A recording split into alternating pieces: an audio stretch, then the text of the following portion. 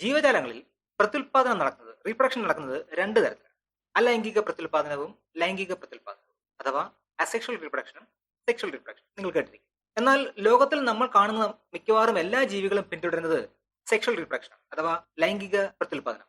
എന്നാൽ അങ്ങനെയല്ലാത്ത ചില ആൾക്കാർ ഉണ്ട് കേട്ടോ. ഉദാഹരണത്തിന് തേനീച്ചകൾ, അതുപോലെ ആമസോൺ മോളി എന്ന് പറയുന്ന മീൻ. ഇവർ ചിലപ്പോഴെങ്കിലും അസെക്ഷൽ റീപ്രൊഡക്ഷനിലും ഏർപ്പെടാറുണ്ട്. എന്നാൽ എപ്പോഴും അല്ല കേട്ടോ, ചില പ്രത്യേക സാഹചര്യങ്ങളിൽ മാത്രം. അതെങ്ങനെയാണെന്നും എന്താണെന്നും മറ്റൊരു വീഡിയോയിൽ നമുക്ക് വിശദമാക്കാം. അസെക്ഷൽ രീതിയിൽ നിന്ന് സെക്ഷൽ രീതിയിലേക്ക് റീപ്രൊഡക്ഷൻ അല്ലെങ്കിൽ പ്രത്യുൽപാദനം എങ്ങനെ മാറിയെന്നും ആൺ പെൺ ലിംഗഭേദങ്ങൾ ഉണ്ടായി എന്നും ലൈംഗികത എങ്ങനെ ഉണ്ടായി എന്നുമാണ് നമ്മൾ ഇന്ന് ഈ വീഡിയോയിൽ സംസാരിക്കുന്നത്. നമസ്കാരം, ചെറുതല്ല കാര്യത്തിന്റെ മറ്റൊരു വീഡിയോയിലേക്ക് എല്ലാവർക്കും സ്വാഗതം. ഏകദേശം 3.8 ബില്യൺ വർഷങ്ങൾക്ക് മുമ്പ് അഗ്നിപർവ്വതങ്ങളും ഇടിമിന്നലും അനന്തമായ സമുദ്രങ്ങൾ നിറഞ്ഞ ഒരു യുവഭൂമിയിലാണ് ജീവന്റെ ആരംഭം കുറിച്ചത്. ആദ്യത്തെ ജീവകോശങ്ങൾ, ലളിതമായ ബാക്ടീരിയകൾ, ആർക്കിയ എന്നിവ ഏറ്റവും എളുപ്പമുള്ള രീതിയിലാണ് എണ്ണത്തിൽ പെരുകിക്കൊണ്ടിരുന്നത്. ഒരു കോശം രണ്ടായി വിഭജിക്കുന്ന തനിപ്പകർപ്പുകൾ ഉണ്ടാക്കുന്ന രീതി.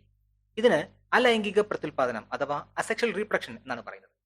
ഇത് വേഗമേറിയതാണ്, ലളിതമാണ്, ഏറെക്കാലം വിജയകരവുമായിരുന്നു. പക്ഷെ ഇതുപോലെ പകർപ്പെടുക്കുന്നതിന് അഥവാ ക്ലോണിങ്ങിന് ഒരു വലിയ പ്രശ്നമുണ്ടായിരുന്നു: വൈവിധ്യമില്ലായ്മ. എന്താണ് വൈവിധ്യം? വൈവിധ്യം എന്നാൽ ഒരേ സ്പീഷീസിലെ ജീവികൾ തമ്മിൽ കാണപ്പെടുന്ന സ്വാഭാവിക വ്യത്യാസങ്ങളാണ്. ഉദാഹരണം പറയുകയാണെങ്കിൽ മനുഷ്യരായ നമുക്കിടയിൽ തന്നെ നിറം, ഉയരം എന്നിവയെല്ലാം പല രീതിയിലാണ് കാണുന്നത്. ഇത് വേരിയേഷന് ഒരു ഉദാഹരണമായിട്ട് നമുക്ക് മനസ്സിലാക്കാം. ഈ വ്യത്യാസങ്ങൾ അവയുടെ ജീനുകളിലോ രൂപത്തിലോ പെരുമാറ്റത്തിലോ അല്ലെങ്കിൽ രോഗങ്ങളെ ചെറുക്കാനുള്ള കഴിവിലോ ഒക്കെ ആകാം. തുടക്കത്തിൽ ജീവകോശങ്ങൾ ക്ലോണിങ്ങിലൂടെ അഥവാ തനിപ്പകർപ്പുകൾ ഉണ്ടാക്കിയാണ് പെരുകിയിരുന്നത്. സ്ഥിരമായ ചുറ്റുപാടിൽ ഇത് ഒരു നല്ല രീതിയായി പ്രവർത്തിക്കുകയും ചെയ്തിരുന്നു. എന്നാൽ ആദിമഭൂമി ഒരിക്കലും സ്ഥിരമായിരുന്നില്ല. വികിരണം, താപനിലയിലെ മാറ്റങ്ങൾ, രാസപരമായ വ്യതിയാനങ്ങൾ എന്നിവ പതിവായിരുന്നു. എല്ലാ ജീവജാലങ്ങളും വൈവിധ്യമില്ലാത്തതിനാൽ, ജനിതക വൈവിധ്യമില്ലാത്തതിനാൽ ഒരുപോലെയായിരുന്നു. അതുകൊണ്ട് തന്നെ ഇത്തരം വെല്ലുവിളികൾ ഒരേ സമയം വലിയ കൂട്ടങ്ങളെ നശിപ്പിച്ചു. DNA പിശകുകളിലൂടെയോ അല്ലെങ്കിൽ ജീൻ കൈമാറ്റങ്ങളിലൂടെയോ ചെറിയ ജനിതക വ്യത്യാസങ്ങൾ ജീവികൾക്ക് കൈവന്നപ്പോൾ ചിലതിന് പുതിയ വെല്ലുവിളികളെ മറ്റുള്ളവയേക്കാൾ നന്നായി അതിജീവിക്കാൻ കഴിയുന്ന അവസ്ഥ വന്നു. ജീനുകളിലെ ഈ വ്യത്യാസത്തിന്മേൽ നാച്ചുറൽ സെലക്ഷൻ പ്രവർത്തിക്കുകയും അതിജീവനത്തിന്റെ ഒരു കാരണമായി അത് മാറുകയും ചെയ്തു. അതോടുകൂടി ജീവികളുടെ നിലനിൽപ്പിനും പ്രകൃതിയോടുള്ള പൊരുത്തപ്പെടലിനും വൈവിധ്യം, ജനിതക വൈവിധ്യം അത്യന്താപേക്ഷിതമായി മാറി. വൈവിധ്യം സൃഷ്ടിക്കാനുള്ള പ്രകൃതിയുടെ ഏറ്റവും ശക്തമായ മാർഗമായിട്ടാണ് ലൈംഗിക പ്രത്യുൽപാദനം പരിണമിച്ചത്. ഈ വൈവിധ്യം കുറഞ്ഞത് ചില ജീവികളുടെങ്കിലും ചില വ്യക്തികളുടെങ്കിലും പുതിയ രോഗങ്ങളെയോ പാരിസ്ഥിതിക മാറ്റങ്ങളെയോ അതിജീവിക്കാനുള്ള സാധ്യത വർദ്ധിപ്പിച്ചു. ചുരുക്കത്തിൽ വൈവിധ്യം പരിണാമത്തിന്റെ എഞ്ചിനായി മാറുകയും ലൈംഗികത ജീവനെ ഫ്ലെക്സിബിൾ ആക്കുകയും പൊരുത്തപ്പെടാൻ കഴിയുന്നതും പ്രതിരോധശേഷിയുള്ളതുമായി നിലനിർത്തുന്നതിനുള്ള ഉപാധിയായി മാറുകയും ചെയ്തു.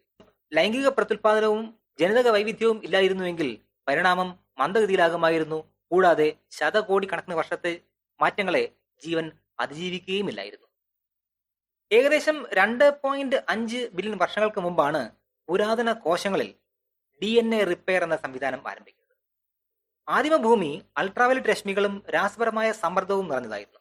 ജീവന്റെ ബ്ലൂ പ്രിന്റായ DNA-ക്ക് നിരന്തരം കേടുപാടുകൾ സംഭവിച്ചും കൊണ്ടുവരുന്നു. അതിജീവിക്കാൻ വേണ്ടി കോശങ്ങൾ ഹോമോലോഗസ് റീകോമ്പിനേഷൻ എന്ന തന്ത്രപരമായ ഒരു സംവിധാനം വികസിപ്പിച്ചു. ഈ പ്രക്രിയയിലൂടെ കേടായ ഒരു DNA ഇഴയ്ക്ക്, DNA സ്ട്രാൻഡിന് സമാനമായ മറ്റൊരു സ്ട്രാൻഡിൽ നിന്ന് പകർത്തിയെടുത്ത് സ്വയം നന്നാക്കാൻ കഴിയുമായിരുന്നു. ഈ DNA റിപ്പയർ സംവിധാനമാണ് ലൈംഗിക പ്രത്യുൽപാദനത്തിലേക്കുള്ള ആദ്യ ചുവടുവെപ്പായി ശാസ്ത്രജ്ഞർ വിശ്വസിക്കുന്നത്. DNA വെറുതെ പകർത്തിയെഴുതുന്നതിന് പകരം കോശങ്ങൾ പരസ്പരം ജനിതക വസ്തുക്കൾ കൈമാറാൻ തുടങ്ങി. ഇത് സെക്ഷൽ റീപ്രൊഡക്ഷൻ ആയിരുന്നില്ല, അല്ലെങ്കിൽ ലൈംഗികതയായിരുന്നില്ല. പക്ഷേ അതിജീവനത്തിനായി ജീനുകൾ പങ്കുവെക്കുക എന്ന ആശയം അവിടെ പിറന്നു കഴിഞ്ഞിരുന്നു. ഏകദേശം 2 ബില്യൺ വർഷങ്ങൾക്ക് ശേഷമാണ് കോശങ്ങളുടെ സംയോജനവും ആദ്യകാല ജീൻ കൈമാറ്റവും നടക്കുന്നത്. ജീവൻ കൂടുതൽ സങ്കീർണമായപ്പോൾ DNA സംരക്ഷിക്കാനായി ന്യൂക്ലിയസ് ഉള്ള ഒരു പുതിയ തരം കോശങ്ങൾ പിറവിയെടുത്തു. യൂക്യാരിയോട്ടുകൾ എന്നാണ് ഇവ അറിയപ്പെടുന്നത്. 2 യൂക്യാരിയോട്ട് കോശങ്ങൾ ഒന്നിച്ചു ചേരുമ്പോൾ കേടായ DNA കൂടുതൽ ഫലപ്രദമായി കൂട്ടിക്കലർത്താനും നന്നാക്കാനും അവയ്ക്ക് കഴിഞ്ഞു. ഈ കോശ സംയോജനം അഥവാ സെൽ ഫ്യൂഷൻ പ്രതികൂല സാഹചര്യങ്ങളിൽ ഉപയോഗപ്രദമായി.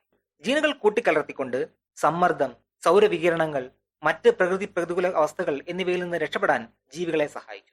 കോശങ്ങൾ ആദ്യമായി ചേരുകയും മെച്ചപ്പെട്ട അതിജീവനത്തിനായി ജീനുകൾ കൈമാറ്റം ചെയ്യുകയും ചെയ്ത ഈ അവസ്ഥയാണ് ആദിമ ലൈംഗികതയുടെ അഥവാ പ്രോട്ടോസെക്സിന്റെ തുടക്കമായി കണക്കാക്കപ്പെടുന്നത്.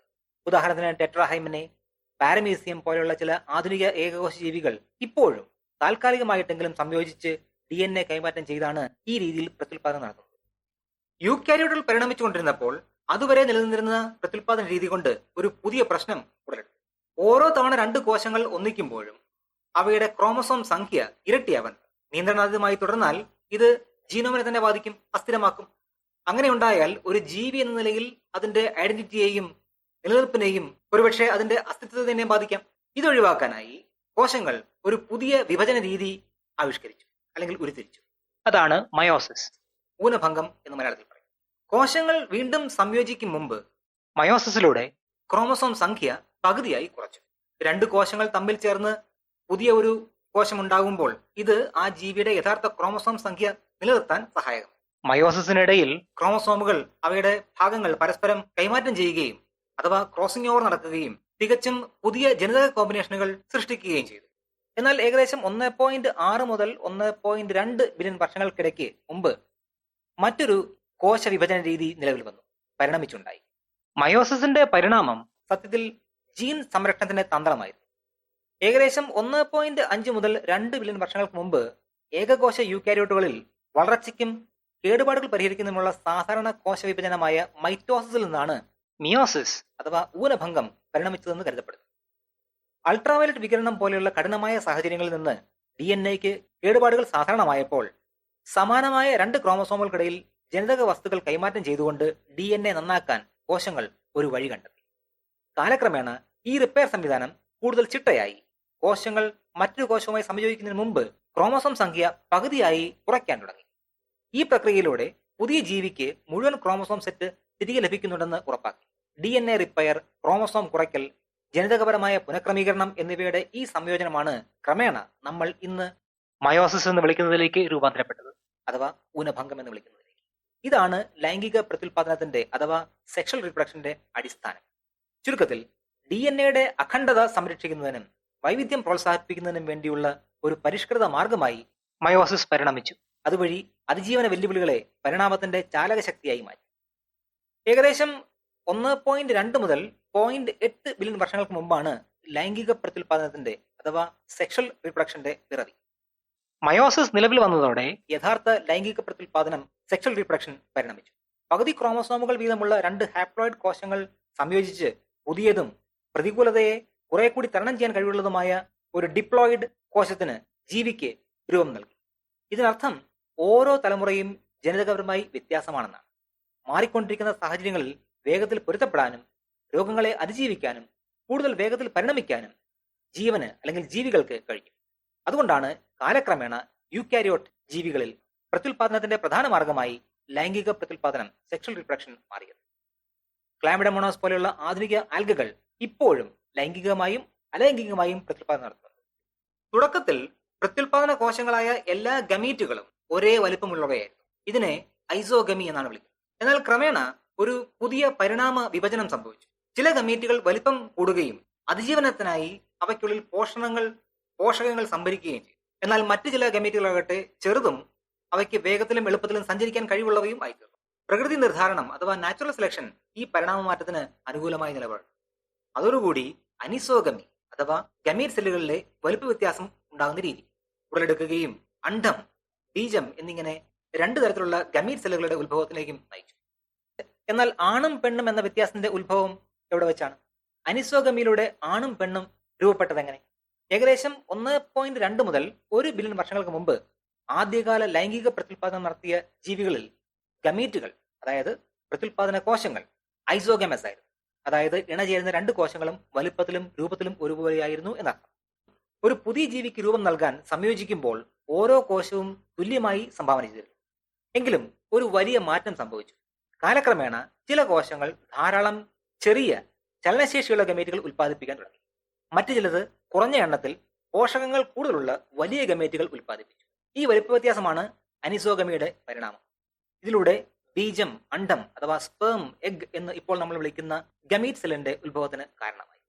ഈ മാറ്റത്തെ നാച്ചുറൽ സെലക്ഷൻ പ്രോത്സാഹിപ്പിക്കുകയും ചെയ്തു. എന്തുകൊണ്ടാണെന്ന് നോക്കാം. ഇത് എണ്ണവും ഗുണനിലവാരവും തമ്മിലുള്ള ഒരു പരിണാമപരമായ ട്രേഡ് ഓഫിന്റെ വിട്ടുവീഴ്ചയുടെ ഫലമായി വലിയ ഗമേറ്റിന്, അതായത് അണ്ഡം പോലെയുള്ള വലിയ ഗമേറ്റിന് കൂടുതൽ പോഷണങ്ങൾ സംഭരിക്കാൻ കഴിയും. ഇതുമൂലം ഫെർട്ടിലൈസേഷൻ നടന്ന കോശത്തിന്, അതായത് സൈഗോട്ടിന് മെച്ചപ്പെട്ട അതിജീവന സാധ്യത നൽകുന്നു. എന്നാൽ ഇത് നിർമ്മിക്കാൻ കൂടുതൽ ഊർജ്ജം ആവശ്യമാണ്. അതിനാൽ കുറച്ചെണ്ണം മാത്രമേ ഉൽപ്പാദിപ്പിക്കാൻ കഴിയൂ. എന്നാൽ ബീജം പോലെയുള്ള സ്പേം പോലെയുള്ള ചെറിയ ഗമീറ്റിന് നിർമ്മിക്കാൻ കുറഞ്ഞ ഊർജ്ജം മാത്രമേ ആവശ്യമുള്ളൂ. അതുകൊണ്ട് വലിയ അളവിൽ ഉൽപ്പാദിപ്പിക്കാൻ കഴിയും. ഇത് ഇണയെ കണ്ടെത്താനുള്ള സാധ്യതയും വർദ്ധിപ്പിക്കുന്നു. വലിയ വിഭവസമൃദ്ധമായ ഗമീറ്റുകൾ ചെറിയ ചലനശേഷിയുള്ള ഗമീറ്റുകളുമായി സംയോജിക്കുന്ന രീതികളെ പ്രകൃതി നിർദ്ധാരണം അഥവാ നാച്ചുറൽ സെലക്ഷൻ അനുകൂലിച്ചു. കാരണം എഗ് സ്പേം എന്ന ഈ ജോഡി ഫെർട്ടിലൈസേഷന്റെ വിജയസാധ്യതയും പുതിയ ജീവികളുടെ അതിജീവനവും ഒരുമിച്ച് വർദ്ധിപ്പിച്ചു. അതിന്റെ ഫലമോ ഈ രീതി പരിണാമപരമായി സ്ഥിരമായി നിലനിന്നു എന്നുള്ളതാണ്. ഒരിക്കൽ സ്ഥാപിക്കപ്പെട്ടതോടുകൂടി അനിസോഗമി രണ്ട് വ്യത്യസ്ത പ്രത്യുൽപാദന തന്ത്രങ്ങളെ ശക്തിപ്പെടുത്തി. ഒന്ന് മെയിൽ സ്ട്രാറ്റജി, ധാരാളം ചെറിയ ഗമേറ്റുകൾ ഉൽപ്പാദിപ്പിക്കുക, അതോടുകൂടി ഇണ ചേരാനുള്ള അവസരം പരമാവധി വർദ്ധിപ്പിക്കുക. മറ്റൊന്നാണ് ഫീമെയിൽ സ്ട്രാറ്റജി, കുറഞ്ഞ എണ്ണം വലിയ ഗമേറ്റുകൾ ഉൽപ്പാദിപ്പിക്കുക, ഇതിലൂടെ പുതിയ ജീവികളുടെ അതിജീവനം പരമാവധി വർദ്ധിപ്പിക്കുക. ഈ വ്യത്യാസം ജീവശാസ്ത്രപരമായ ലിംഗഭേദങ്ങളുടെ ഉത്ഭവത്തിന് അഥവാ ആണും പെണ്ണും എന്ന വർഗ്ഗങ്ങൾ ഉണ്ടാവാനും ലൈംഗിക തിരഞ്ഞെടുപ്പ്, ഇണചേരൽ പെരുമാറ്റം, കുഞ്ഞുങ്ങളെ പരിചരിക്കൽ തുടങ്ങിയ പിൽക്കാല സ്വഭാവവിശേഷങ്ങൾക്ക് അടിത്തറയിടുകയും ചെയ്തു. എന്നാൽ മനുഷ്യരിലും മറ്റ് സസ്തനികളിലും കാണുന്ന പോലെയുള്ള ലൈംഗിക പ്രക്രിയ പെരുമാറ്റം ആദ്യകാലങ്ങളിൽ ഉണ്ടായിരുന്നില്ല. ഏകദേശം 600 മുതൽ 400 ദശലക്ഷം വർഷങ്ങൾക്ക് മുമ്പ് സമുദ്രങ്ങളിൽ ആദ്യമായി ജീവികൾ പരിണമിച്ചുണ്ടായപ്പോൾ അവയിൽ മിക്കതും ബീജവും അണ്ടവും വെള്ളത്തിലേക്ക് കലർത്തിവിടുന്നവയായിരുന്നു. ഇതിനെ ബാഹ്യ ബീജ സങ്കലനം അഥവാ എക്സ്റ്റേണൽ ഫെർട്ടിലൈസേഷൻ എന്നാണ് പറയുക. ബീജത്തിന് അണ്ടത്തിലേക്ക് നീന്താൻ വെള്ളം, ജലം സഹായിച്ചിരുന്നതിനാൽ ഇത് ഫലപ്രദമായിരുന്നു. മത്സ്യങ്ങൾ, പവിഴപ്പുറ്റുകൾ, ഉഭയജീവികൾ ഇന്നും ഈ രീതിയാണ് ഉപയോഗിക്കുന്നത്. പരിണാമത്തിന്റെ ഒരു ഘട്ടത്തിൽ ജീവികൾ കരയിലേക്ക് നീങ്ങാൻ തുടങ്ങിയപ്പോൾ അതുവരെ ഉണ്ടായിരുന്ന ഈ പ്രത്യുൽപാദന സംവിധാനം ഒരു പ്രശ്നം നേരിട്ടു. ജലത്തിൽ വെച്ച് ചെയ്യുന്നത് പോലെ അണ്ടവും ബീജവും കരയിലേക്ക് വിസർജിക്കാൻ പറ്റുകയില്ല. വെള്ളമില്ലാത്തതിനാൽ തന്നെ അവ വറ്റി വരണ്ട് നശിച്ചു പോകാൻ സാധ്യതയുണ്ട്.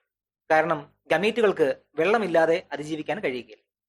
ഈ ഘട്ടത്തിലാണ് ലൈംഗികതയുടെ അഥവാ ലൈംഗിക പ്രവൃത്തിയുടെ ആവിർഭാവം. ഏകദേശം 400 മുതൽ 200 ദശലക്ഷം വർഷങ്ങൾക്ക് മുമ്പ് ഉരകങ്ങളും ആദ്യകാല സസ്യങ്ങളും കരയുമായി പൊരുത്തപ്പെട്ട് ജീവിക്കാൻ തുടങ്ങിയപ്പോൾ ബീജത്തെയും അണ്ടത്തെയും ഉണങ്ങിപ്പോകാതെ സംരക്ഷിക്കാൻ ഒരു വഴി ആവശ്യമായി വന്നു. അതിനുള്ള പരിഹാരം ആന്തരിക ബീജസങ്കലനം അഥവാ ഇന്റേണൽ ഫെർട്ടിലൈസേഷൻ എന്നുള്ളതായിരുന്നു.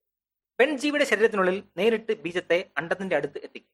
ഇത് ആൺ പെൺ ലൈംഗിക അവയവങ്ങളുടെ പരിണാമത്തിനും ഇണചേരൽ സാധ്യമാകുന്ന പുതിയ പെരുമാറ്റ രീതികൾക്കും വഴിയൊരുക്കി. ലൈംഗികത അഥവാ ഇന്റർകോഴ്സ് എന്ന രീതി പിറന്നു. അത് ആനന്ദത്തിന് വേണ്ടിയായിരുന്നില്ല, മറിച്ച് ബീജസങ്കലനത്തിനുള്ള കാര്യക്ഷമമായ വിതരണ സംവിധാനം എന്ന നിലയിലായിരുന്നു.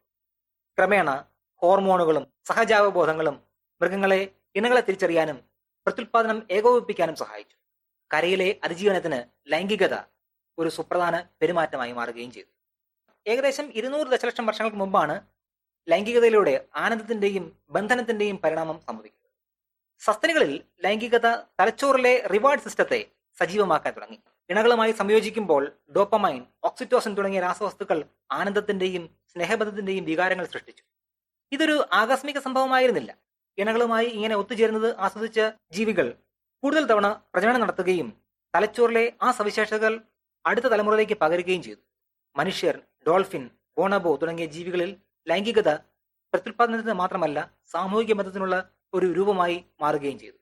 ഇത് വിശ്വാസം, സഹകരണം, വൈകാരിക ബന്ധങ്ങൾ എന്നിവ കെട്ടിപ്പടുത്തു. ഇതെല്ലാം ആ ഗ്രൂപ്പിന്റെ അതിജീവനം മെച്ചപ്പെടുത്തുകയും ചെയ്തു. ചുരുക്കി പറഞ്ഞാൽ കേടായ DNA നന്നാക്കിയെടുക്കാൻ ഉള്ള ഒരു വഴി എന്ന നിലയിൽ ആരംഭിച്ച പ്രക്രിയ പരിണാമ മാറ്റത്തിന്റെ ചാലകശക്തിയായി മാറി എന്നുള്ളതാണ് രസം. ജീനുകൾ പങ്കുവച്ച ലളിതമായ കോശങ്ങൾ മുതൽ മനുഷ്യനിൽ തന്റെ ഇണയോടുള്ള അടുപ്പത്തിലെ സങ്കീർണത വരെ ലൈംഗികത ഭൂമിയിലെ എല്ലാ ജീവരൂപങ്ങളെയും രൂപപ്പെടുത്തിയിരിക്കുന്നതാണ് സത്യം. അത് ജനിതക വൈവിധ്യം സൃഷ്ടിക്കുന്നു, പരിണാമത്തിന് ഇന്ധനം പകരുന്നു, ബന്ധങ്ങൾ സ്ഥാപിക്കുന്നു. അടുത്ത തവണ നിങ്ങൾ ഇതേപ്പറ്റി ചിന്തിക്കുമ്പോൾ ലോകത്തിൽ ആൺ പെൺ വ്യത്യാസം എങ്ങനെയുണ്ടായി എന്നും അവർക്കിടയിലെ ഇഴയെടുപ്പം എങ്ങനെയുണ്ടായി എന്നും ചിന്തിക്കുമ്പോൾ ഓർക്കുക, അത് വെറും ഒരു ചോദന മാത്രമല്ല, ഒരു ആഗ്രഹം മാത്രമല്ല. അത് ജീവന്റെ ഏറ്റവും വലിയ കണ്ടുപിടുത്തത്തിന്റെ കഥയാണ്. ഏതാണ്ട് 3.8 ബില്യൺ വർഷങ്ങൾക്ക് മുമ്പ് രൂപപ്പെട്ട ഒരു കഥ. മറ്റു വിഷയവുമായി അടുത്ത വീഡിയോയിൽ നമുക്ക്